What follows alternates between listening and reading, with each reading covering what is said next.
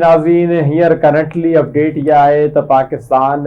जेको आहे वधीक अचीवमेंट हासिल करे थो पियो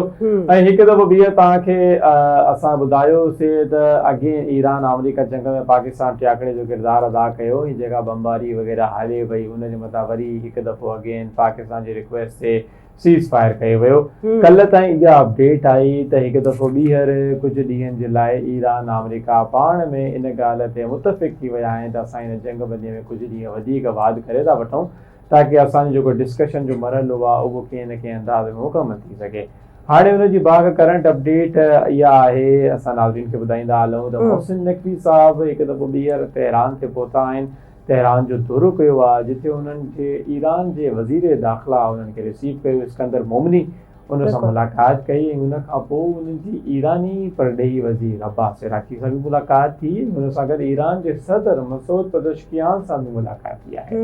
बिल्कुलु, ऐं उमेद आहे त इन्हनि मुलाक़ातुनि जा जेके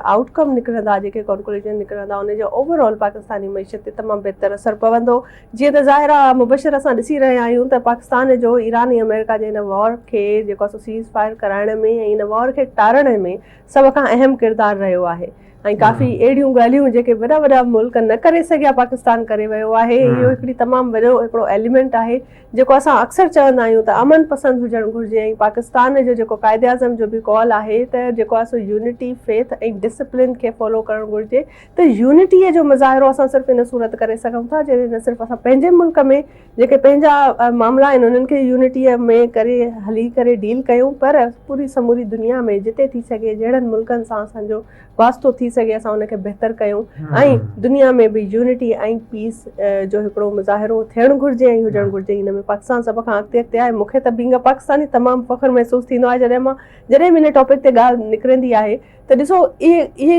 एफर्ट्स आहिनि जेको बींग ए स्टेट असां अगरि हिकिड़ी गवर्नमेंट पंहिंजे स्टेट खे करे थी त कीअं पंहिंजी जेको आहे सो अवाम जे लाइ, कीअं पंहिंजे यंगस्टर्स यूथ जे लाइ हिकिड़ो सुठो ऐं डेवलप्ड कंट्री तैयार करणु। बिल्कुलु ईअं ई आहे। नाज़रीन अव्हांखे अपडेट कंदे असां ॿुधायूं त ईरानी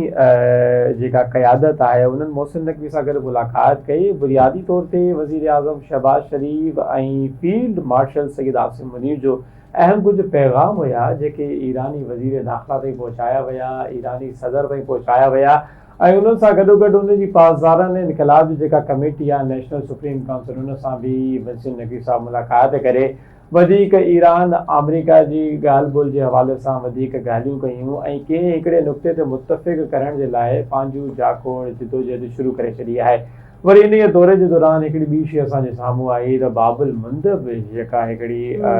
सी साइड आहे जंहिंजे मथां वापारी जहाज़ वग़ैरह ईंदा आहिनि, उन्हनि जे मथां बि हिकु दफ़ो ॿीहर हिकिड़े जहाज़ जे मथां ईरानी पासदार इनक़लाब पर हमिलो कयो वियो आहे ऐं ईरान बार बार इहो चए थो पियो त जेकॾहिं तव्हांखे आबनाए हुर्मुज़ पार करणी आहे त तव्हां असांजी ख़िदमतूं वठो, तव्हां असां सां ॻाल्हायो, असां तव्हांखे इहा आबनाए हुर्मुज़ पार कराईंदासीं। जेकॾहिं तव्हां अमेरिका जे चवण ते हलंदव त पोइ हाल इहो ई रहंदव। बिल्कुलु ईअं ई आहे, छो त शुरूअ खां वठी अमेरिका जी, डोनाल्ड ट्रंप जी ऐं इज़राइल जी इहा ई स्ट्रेटजी रही आहे त समूरे दुनिया में जेको आहे जंग थियणु घुरिजे ऐं मुस्लमान कंट्रीज़ खे जेको जंहिं नमूने उन्हनि टारगेट कयो आहे। ऐं हींअर ज़ाहिर आहे असां ईरान सां जेको बि थियो आहे, छो त जॾहिं बि इन क़िस्म जो का मेमोरेंडम ऑफ अंडरस्टैंडिंग ते ॻाल्हि थींदी आहे जंहिंमें पाकिस्तान जो बि अहम किरदारु हूंदो आहे, डोनाल्ड ट्रंप हिकिड़ी ॻाल्हि खे एग्री करण खां पोइ बि पंहिंजी ॻाल्हि तां, पंहिंजी स्टेटमेंट तां फ्री वेंदा आहिनि। सो काफ़ी जेका उनजी हिकिड़ी मेंटल स्टेट आहे जंहिं सिचुएशन में उहे आहिनि उहे ज़ाहिर आहे उन्हनि खे मथां इज़राइल जो प्रेशर आहे। उन खां अलावा उहे पंहिंजी जेको आहे सो हिकिड़ो तमामु उन में ॾाढो कंफ्यूज़िंग पर्सनैलिटी थी करे ज़ाहिर थिया आहिनि जॾहिं त अमेरिका जा सदर जे तौर ते उन्हनि खे पंहिंजो स्टेटमेंट ते क़ाइमु रहणु घुरिजे, फोकस रहणु घुरिजे। त इहा जेका स्ट्रेटजी आहे, इहो जेको अमल दरामद आहे कंहिं बि मुल्क स्टेट जे प्रेसिडेंट जे पारां, त तव्हां ॾिसो त ज़ाहिर आहे असां उनजी कंहिं बि स्ट्रेटजी खे फॉलो नथा करे सघूं।